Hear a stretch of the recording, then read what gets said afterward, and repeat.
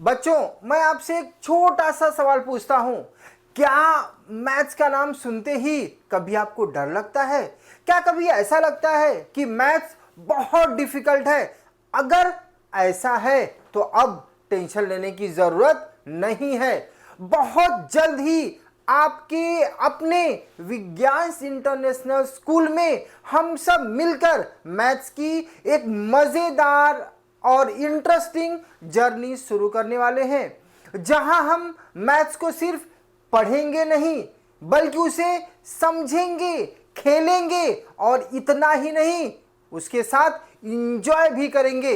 मैं प्रोफेसर चंद्रशेखर विश्वकर्मा आपको इनवाइट करता हूं बहुत इंटरेस्टिंग और बहुत मजेदार प्रोग्राम में, Brahmastra maths fear to fire.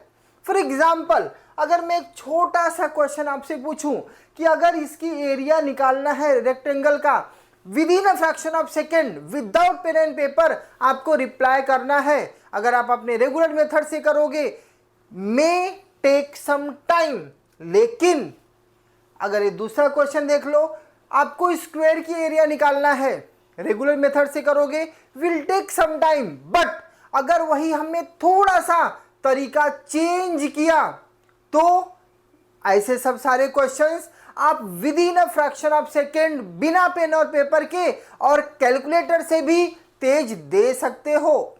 बच्चों याद रखिए, मैथ्स डिफिकल्ट नहीं है, बस सही तरीके से सीखने की जरूरत है।